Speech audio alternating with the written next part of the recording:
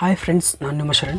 Friends, ಈ ವಿಡಿಯೋದಲ್ಲಿ 3 copyright strike ಬಂದರೆ ಏನೇನು ಪ್ರಾಬ್ಲಮ್ ಆಗುತ್ತೆ ಅಂತೇಳಿ ತಿಳಿಸ್ಕೊಡ್ತೀನಿ. ಫ್ರೆಂಡ್ಸ್, ನೀವು ಯೂಟ್ಯೂಬ್ ಚಾನಲ್ನ ಕ್ರಿಯೇಟ್ ಮಾಡಿ ವೀಡಿಯೋಸ್ ಅಪ್ಲೋಡ್ ಮಾಡ್ತಾ ಇದ್ದೀರ ಅಂತಂದರೆ ಈ ಒಂದು ವಿಡಿಯೋ ಭಾಳ ಇಂಪಾರ್ಟೆಂಟ್ ಇದೆ ಫ್ರೆಂಡ್ಸ್. ಯಾಕೆಂತಂದರೆ ಯೂಟ್ಯೂಬಲ್ಲಿ ಏನೇನು ಮಾಡಬೇಕು ಅನ್ನೋದಕ್ಕಿಂತ ಮುಂಚೆ ಏನೇನು ಮಾಡಬಾರ್ದು ಅಂತೇಳಿ ನೀವು ತಿಳ್ಕೊಬೇಕು ಫ್ರೆಂಡ್ಸ್. ಅಂದರೆ ವ್ಯೂಸ್ ಬರೋಸ್ಕೋಸ್ಕರ ಮತ್ತು ಸಬ್ಸ್ಕ್ರೈಬರ್ಸ್ ಇನ್ಕ್ರೀಸ್ ಮಾಡೋಕ್ಕೋಸ್ಕರ ಏನೇನು ಮಾಡಬೇಕು ಅಂತೇಳಿ ಭಾಳಷ್ಟು ಜನ ಕಷ್ಟಪಡ್ತಾ ಇರ್ತಾರೆ. ಅದನ್ನು ನೀವು ಲೇಟಾಗಿ ತಿಳ್ಕೊಂಡ್ರೆ ಪರವಾಗಿಲ್ಲ, ಏನೂ ಪ್ರಾಬ್ಲಮ್ ಆಗೋಲ್ಲ. ಆದರೆ ಏನೇನು ಮಾಡಬಾರ್ದು, ಏನೇನು ಮಾಡಿದರೆ ಏನು ಪ್ರಾಬ್ಲಮ್ ಆಗುತ್ತೆ ಅಂತೇಳಿ ಫಸ್ಟ್ ತಿಳ್ಕೊಬೇಕು ಫ್ರೆಂಡ್ಸ್. ಯಾಕೆಂದರೆ ಯೂಟ್ಯೂಬಲ್ಲಿ ಜಾಸ್ತಿ ನಿಮಗೆ ಚಾನ್ಸಸ್ ಕೊಡಲ್ಲ, 3 ಚಾನ್ಸಸ್ ಕೊಡುತ್ತೆ. ಇದರಲ್ಲಿ ನೀವು ಎಲ್ಲನೂ ತಿಳ್ಕೊಂಡಿರಬೇಕು. ಏನೇ ಪ್ರಾಬ್ಲಮ್ ಆಗಿ ನೀವು 3 ಚಾನ್ಸ್ನ ಮಿಸ್ ಮಾಡಿ ಮತ್ತೆ ತಪ್ಪು ಮಾಡಿದರೆ ನಿಮ್ಮ ಚಾನಲ್ಲೇ ಟರ್ಮಿನೇಟ್ ಆಗಿಬಿಡುತ್ತೆ ಫ್ರೆಂಡ್ಸ್. ಅಂದರೆ ನೀವು 1 ವರ್ಷ, 6 ತಿಂಗಳು, 2 ವರ್ಷ, ಎಷ್ಟು ವರ್ಷ ನೀವು ಕಷ್ಟಪಟ್ಟಿರ್ತೀರ ಅದೆಲ್ಲ ವೇಸ್ಟ್ ಆಗೋಗ್ಬಿಡುತ್ತೆ ಫ್ರೆಂಡ್ಸ್. ಅದಕ್ಕೆ ನೀವು ಯೂಟ್ಯೂಬ್ ಬಗ್ಗೆ ಚೆನ್ನಾಗಿ ತಿಳ್ಕೊಳ್ಳಿ, ಏನೇನು ಮಾಡಬಾರ್ದು ಅಂತೇಳಿ ತಿಳ್ಕೊಳ್ಳಿ ಫ್ರೆಂಡ್ಸ್.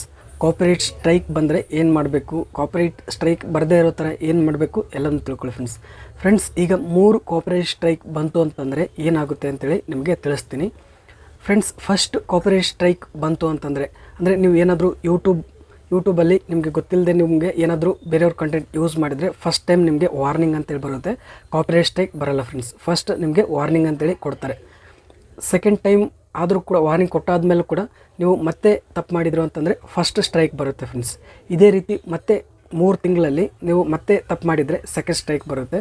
ಮತ್ತು 3 ತಿಂಗಳಲ್ಲೇ ನೀವು ಮತ್ತೆ ತಪ್ಪು ಮಾಡಿದರೆ ಅಂದರೆ 3 ಸ್ಟ್ರೈಕ್ ಬರುತ್ತೆ ಫ್ರೆಂಡ್ಸ್. 3 ಸ್ಟ್ರೈಕ್ ಬಂತು ಅಂತಂದರೆ ನಿಮ್ಮ ಚಾನಲ್ ಟರ್ಮಿನೇಟ್ ಆಗಿಬಿಡುತ್ತೆ. ಆವಾಗ ಟರ್ಮಿನೇಟ್ ಆಯಿತು ಅಂತಂದರೆ ನಿಮ್ಮ ಚಾನಲ್ ಡಿಲೀಟ್ ಆದಂಗೆ ಫ್ರೆಂಡ್ಸ್, ನಿಮ್ಮ ಚಾನಲ್ ಹೋದಂಗೆ. ಅದಕ್ಕೋಸ್ಕರ ಭಾಳ ಕೇರ್ಫುಲ್ ಆಗಿರಬೇಕು. 3 ಸ್ಟ್ರೈಕ್ ಬಂತು ಅಂತಂದರೆ ಏನು ಆಗುತ್ತೆ ಅಂದರೆ, ಫಸ್ಟ್ ನಿಮ್ಮ ಗೂಗಲ್ ಅಕೌಂಟ್ ಇರುತ್ತಲ್ಲ, ನೀವು ಜಿಮೇಲಿಂದನೇ ನೀವು ಯೂಟ್ಯೂಬ್ ಚಾನಲ್ನ ಕ್ರಿಯೇಟ್ ಮಾಡಿರ್ತೀರ. ಆ ಚಾನಲ್ ಇರುತ್ತಲ್ಲ, ಆ ಚಾನಲ್ ಟರ್ಮಿನೇಟ್ ಆಗುತ್ತೆ. ಈ ಜಿಮೇಲಿಂದ ಮತ್ತೆ ಬೇರೆ ಬೇರೆ ಚಾನಲ್ಸ್ನ ಕ್ರಿಯೇಟ್ ಮಾಡ್ಬೋದು. ಒಂದೇ ಜಿಮೇಲಿಂದ 1 ಅಥವಾ 2-3 ಚಾನಲ್ಸ್ನ ಕ್ರಿಯೇಟ್ ಮಾಡ್ಬೋದು ಅಂದ್ಕೊಳ್ಳಿ. 2 ಚಾನಲ್ ನೀವು ಕ್ರಿಯೇಟ್ ಮಾಡಿದ್ರಿ ಅಂತಂದರೆ ಆ ಚಾನಲ್ ಕೂಡ ಟರ್ಮಿನೇಟ್ ಆಗುತ್ತೆ ಫ್ರೆಂಡ್ಸ್. ಇದು ನೆನ್ಪಿಟ್ಕೊಳ್ಳಿ. ಅದಕ್ಕೆ ನೀವು ಒಂದೇ ಜಿಮೇಲ್ಗೆ 1 ಚಾನಲ್ ಅಷ್ಟೇ ಕ್ರಿಯೇಟ್ ಮಾಡ್ಕೋಬೇಕು. 2 ಚಾನಲ್ ಆ ಥರ ಕ್ರಿಯೇಟ್ ಮಾಡ್ಕೋಬಾರ್ದು. ಏನಾದರೂ ಒಂದು ಚಾನಲಲ್ಲಿ ಪ್ರಾಬ್ಲಮ್ ಆದರೆ ಆ ಚಾನಲ್ ಕೂಡ ಪ್ರಾಬ್ಲಮ್ ಆಗುತ್ತೆ. ಅದಕ್ಕೋಸ್ಕರ ಒಂದು ಜಿಮೇಲ್ಗೆ ಒಂದೇ ಚಾನಲ್ ಕ್ರಿಯೇಟ್ ಮಾಡಿ. ಅಂದರೆ ಭಾಳಷ್ಟು ಜನ ಎಲ್ಲರೂ ಒಂದೇ ಜಿಮೇಲ್ಗೆ 1 ಚಾನಲ್ನೇ ಕ್ರಿಯೇಟ್ ಮಾಡಿರ್ತಾರೆ.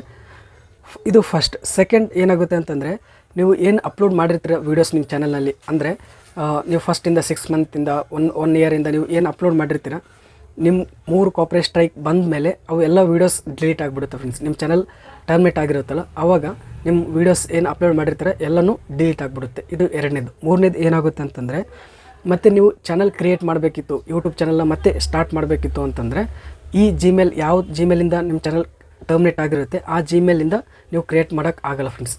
ಅಂದರೆ ಲೈಫ್ ಟೈಮ್ ಆಗಲ್ಲ ಫ್ರೆಂಡ್ಸ್. ಆ ಜಿಮೇಲ್ ಬಿಟ್ಟು ಬೇರೆ ಜಿಮೇಲಿಂದ ನೀವು ಕ್ರಿಯೇಟ್ ಮಾಡ್ಕೋಬೋದು. ಆದರೆ ಇದೇ ಜಿಮೇಲಿಂದ ಕ್ರಿಯೇಟ್ ಆಗಲ್ಲ ಫ್ರೆಂಡ್ಸ್. ಈ 3 ಪಾಯಿಂಟ್ಸ್ ನೀವು ತಲೆಯಲ್ಲಿ ಇಟ್ಕೊಂಡು ನೀವು ವೀಡಿಯೋಸ್ನ ಅಪ್ಲೋಡ್ ಮಾಡಿ.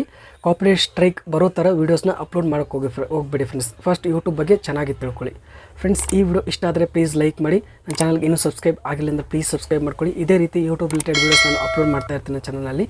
Thank you friends, thank you very much.